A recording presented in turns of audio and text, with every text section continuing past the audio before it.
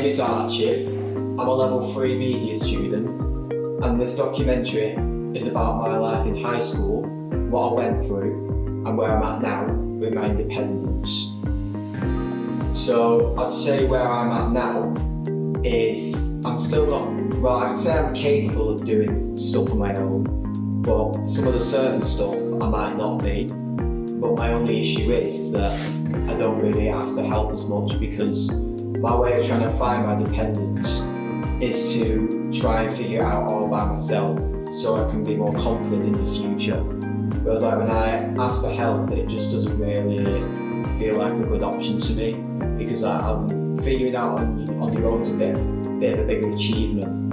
I will be interviewing my parents about my high school life and what I went through and what they had to do as parents to help me get through high school.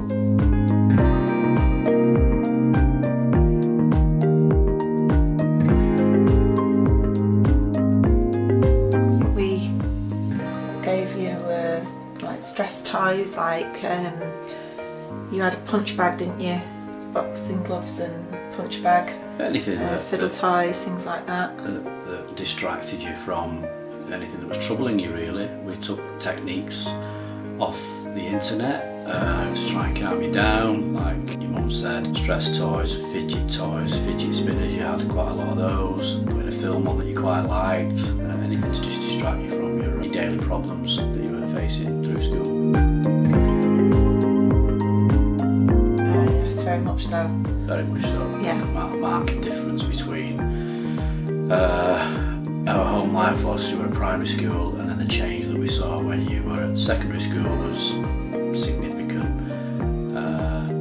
Really from first year we saw a change in your attitude, your behaviour, you were a bit distant, you were getting upset all the time, you were angry. So clearly there were issues going on at school that were manifesting themselves in your home life in a negative way that we had to sort of try and help you deal with. Yeah, you were very, very unhappy at school, and that obviously then made you unhappy at home as well.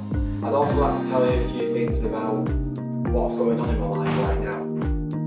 So I'm in college now, it's my 3rd year, and I've also now got a new dog. Her name is Honey, she is adorable. We only just got her last month, so there will be a lot of scene of her in this, because there's a way, she's a massive way of entertaining, someone to look after, something to do in my spare time, instead of just sitting in my room and playing video games, which is what I normally do. Lock myself in darkness and just play games. But I don't just play by myself. When I'm online with my mate, he always plays with me, all the time, like he never plays his own. And when I get an invite, I will join the game, I will. Obviously sometimes it might not be possible. And I will also be interviewing my mate from high school, which is called Josh. Me personally, the best memory from high school, it was pretty much one of the worst times at high school for most people, but the best memory from high school was in lockdown. It was when we did PE. Basically, we had a really nice teacher and he let us play basketball together. So we ended up doing football basketball, which was basically you get a ball and you have to try and kick it from half court into the net. Another memory for me, which was good from high school, was we had another teacher who used to take us out of PE and he used to play football and rugby and everything with us while the other kids did other stuff. So that was the best memory for me. Well, I didn't necessarily have any problems. One of the main ones was I used to get a lift to school, but the people who gave me a lift were always late, which made me late, so then I got detentions. Detentions, they weren't very good to be honest, because it weren't necessarily my fault, and I couldn't hang out with the people who I wanted to, or I got my lunch late. Another unnecessary problem was there was a group of boys who in year 10 and 11 gave me a bit of a hard time, I should say. It was quite a tough time, and they just gave me trouble, to be honest. So they're some of the most difficult times.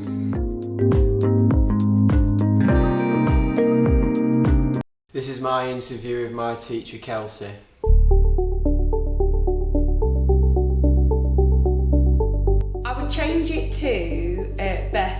and most challenging, because that's what it is. There's nothing bad about teaching young people with EHCPs and high needs, but it can be very, very challenging, because although in teaching, if you had a classroom of students that didn't have any EHCPs and high needs, you would still find that there's differentiation that you need to offer to those learners, because even those without those things and learning barriers still learn at different rates and different speeds, and need strategies to support for that inclusivity.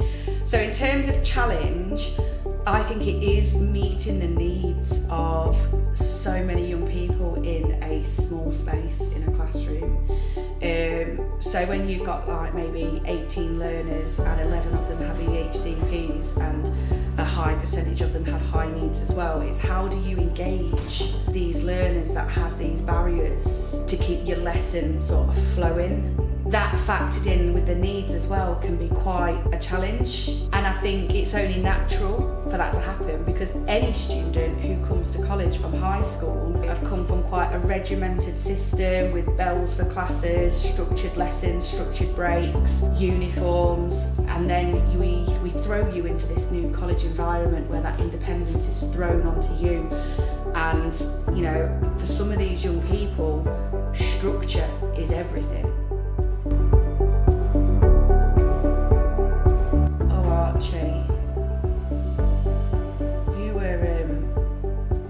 You were something else, weren't you? You were something else. I always remember thinking that you were a really sweet young person,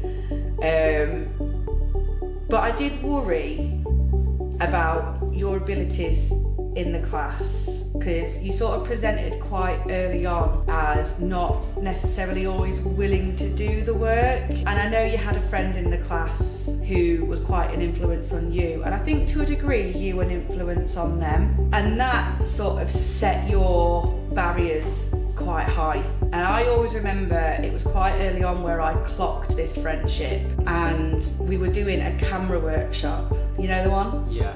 Yeah? And I always remember, this is the exciting part, I'm really going to get these young people engaged, and I put you into groups, and then all of a sudden you and this other person came to me and said, we can't do this activity because triangles trigger us. And I remember thinking, okay, this is interesting, we're doing media, there's quite a lot of work to do with triangles here, like tripod, exposure triangle, where we're going to go with this. And I remember in the break, I spoke to my colleague and I went, these young people have just said this to me, and I've read the EHCPs and I've read the How We Work Togethers, and nowhere does it say that triangles trigger them. Not only that, I thought it very peculiar that two people had the same sort of trigger in the same class. And that's the other side of it. That's a part of you, that was your side of not your learning barriers, but your cheeky pushing boundaries. How far can I take this in a new environment, rather than I'm really triggered by triangles. But I do remember thinking, oh my days, I really wow. You really love editing, don't you? That's your game, that's your jam, and you just did a really, really nice edit. And I just thought, look at where you've come from. Someone telling me that you're triggered by triangles that don't want to do any written work, through to end of level 2. I'm going to take a camera and I'm going to go and do a production independently on my own. Like, that's amazing. And then on level 3, again, I didn't have concerns on level 3 at the start, because I'd seen that development from level 1 to level 2. I knew you were going to do it again. I knew you were going to step it up again. And I would say that you have. There's still areas of development in your academic work, but you are where you need to be with your abilities. And the one thing that I have noticed is that you do try and work a lot more independently now. So you're really good sometimes, Archie, at looking really busy at your computer, but not actually being busy. And this is just an observation, and correct me if I'm wrong, because only you know what's going on in your head. I think sometimes you don't ask for support anymore, because you can see the areas that you are working better independently, and perhaps maybe feel it's a step back to put your hand up and ask for support. Yeah, I would. Yeah, and I just think don't do that. Don't do that, because you're entitled to that support, and we want to give you that support. And I've learned that it's best to keep an eye on you, and when you are looking busy, check that you're busy, because you're really articulate with your words. If we're talking about something, like if it's a theory or we're talking about a film or an idea, you're really quite articulate with your words when you're speaking, but your sort of area that you need to work on now is your written work. How do I get that into words on the screen?